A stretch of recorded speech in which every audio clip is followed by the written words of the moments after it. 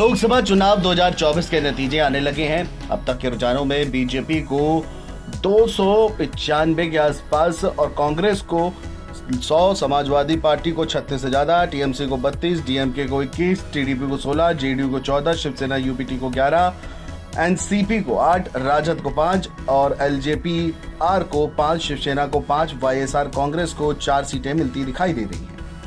अन्य दल भी अपने अपने क्षेत्रों में बेहतर प्रदर्शन करते हुए दिखाई दे रहे हैं। गठबंधन की बात कर ले तो भाजपा नित एनडीए को 291 की सीटें और इंडिया को 231 सीटें मिलती दिखाई दे रही हैं। हालांकि अगर सिर्फ बीजेपी की बात की जाए तो उसे 234 के आसपास सीटें मिलती दिखाई दे रही हैं।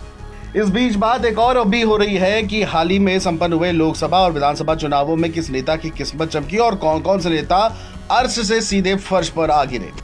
तो चलिए आपको बताते हैं कि राहुल गांधी से लेकर के चंद्रबाबू नायडू तक और जगनमोहन रेड्डी से लेकर के अजीत पवार तक किसने क्या पाया और क्या खो दिया।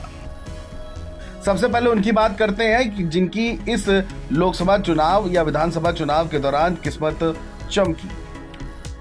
राहुल गांधी की बात करें तो कांग्रेस 2014 में 44, 19 में 52 सीटों पर थी, लेकिन इस बार 90 से ज्यादा सीटों पर आगे है, यानी पिछली बार के मुकाबले लगभग 2 गुनी सीटों पर कांग्रेस जीत रही है। अखिलेश यादव की बात करते हैं। सपा ने पिछली बार बसपा के साथ गठबंधन किया, बसपा को 10 सीटें मिली, लेकिन सपा 5 सीटें ही जीत पाई और इस बार सपा ने कांग्रेस से हाथ मिलाया और 30 से ज्यादा सीटों पर सपा इस बार यूपी में जीत रही है। देश भर में भाजपा को सबसे बड़ा झटका समाजवादी पार्टी ने ही दिया है।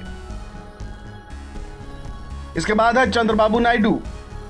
आंध्र प्रदेश में सरकार बनने के करीब 127 सीटों पर आगे है। पिछली बार सिर्फ ये 23 सीटें जीती थी, तो इस बार चंद्रबाबू नायडू की भी किस्मत चमकी है।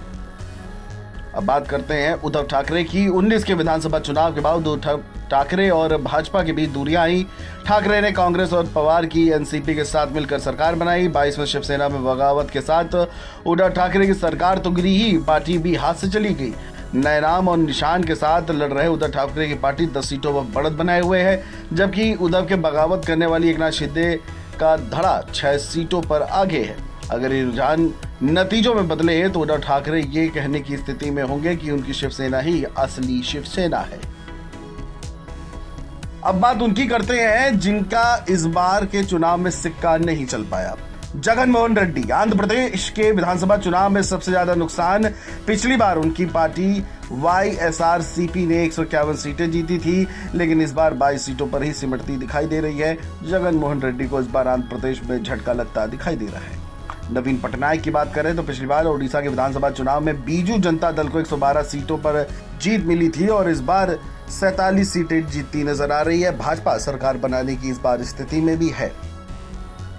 मायावती की बात करते हैं। पिछले चुनाव में बसपा के 10 सांसद जीते थे, लेकिन इस बार वह खाता खोलने के लिए लगातार संघर्ष कर रही है, यानी कि सबसे ज्यादा घाटा बसपा को हुआ है। अजीत पवार की बात करें तो चाचा शरद पवार से बगावत कर एनडीए में शामिल हुए अजीत पवार ने राष्ट्रवादी कांग्रेस पार्टी पर कब्जा जमाया। पार्टी का चुनाव चिन्ह भी उन्हें मिला।